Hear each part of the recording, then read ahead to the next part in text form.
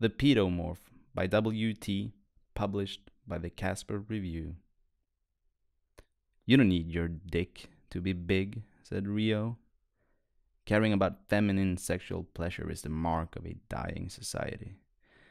Elm and Rio and Davis and Rogers sat in the conch watching light play on the false nacre of the subterranean walls, levitating trash with their minds and smoking pot.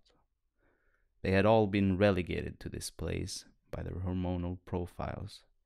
Elm yawned and straightened out his fingers again, trying to keep them from curling when relaxed, which he believed was brought on by a youth of playing video games, and constantly beat himself up about. He was going to leave the conch today, but he changed his mind.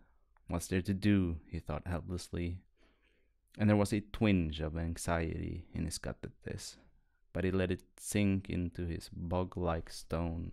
The structure rumbled as the metro passed overhead. You get in and get out, said Rio. It's about you. Women will only respect you if you look out for yourself first, regardless of what they say.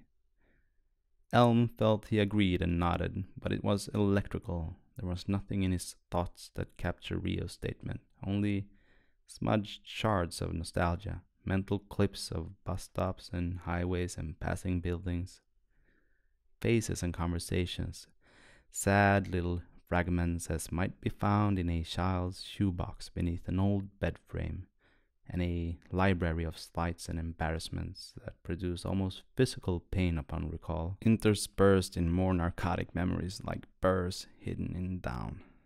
The stone picked up and Elm drifted into a pre-personal state, mute intensities, furniture, visions, ecstasies of a foyer, a realm of unbroken blue light, slow motion revelation filled with oracular mutterings that, upon inspection, meant nothing. It was timeless. It betrayed its emptiness with every rotation. Davis mumbled something about being hungry. Rogers moaned in pain, hugging his stomach, and Davis slumped to his side, urgently comforting his friend with a hand and an inaudible drawl. They telekinetically swept streets and alleyways and basketball courts for a living, but their work rarely fatigued them, and they slept little, suffering from vivid paralysis, nightmares induced by cannabinoid withdrawal. You adopt the right to posture, you lift, you don't look like a slob, and you act like an asshole. There's no reason pussy shouldn't be yours unless you have an octopus instead of a skull, said Rio. Then his voice lowered as he choked up acid. Elm fell into a vision of himself moving back and forth between two places, from his bedchamber in the conch to the park, engaging in the gauntlet of complex interactions, silent and full of exaggerated gestures, mouthed in a nonsense language, a deaf, inexplicable stunt course that ended in mocking laughter and a rebuttal sharp as the slamming of a door.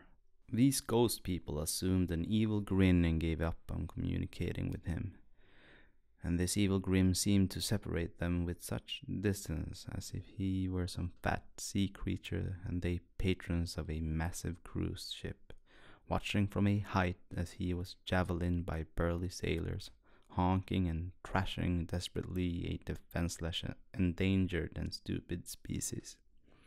Sort yourself out, he remembered an older co-worker pronouncing lastly on him.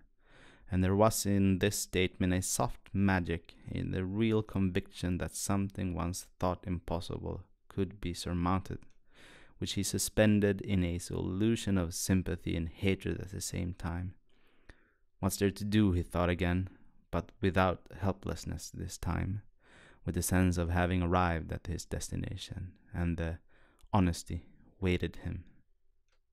Where is there to go in this place, he thought. Not to a job where he would have nothing to work for, or a date where he would have nothing to say, or a school where he would study a field that he would have nothing to add to, having no creativity or passion or fire within him, only a vague disgust and a mind grazing through the hours, with an intellect that was just above the middle, just above the average, just not quite where it ought to be to make something really special happen. And all of this was not something he apprehended, but rather something he took into his body and made a mounting tension through the gut, outward to the wrist, culminating in a closed fist fantasy of stabbing someone, maybe Rio, maybe himself, that quickly saw its reflection naked before the light of his mind and lapsed back into sadness and exhaustion. A poem he wrote in primary school, an assignment about animals for which he selected the crab. The tireless sea is what you ride in and out on the tide. Crude crayon claws hung in his mind's eye, amplifying to the washing sea recordings throughout the conch, and finally exploding at a pop from somewhere in the room that sent Elm's whole face into contractions. Rio was blasting dubstep from his laptop. I know, he said, but I want to be a producer, and this shit is only good when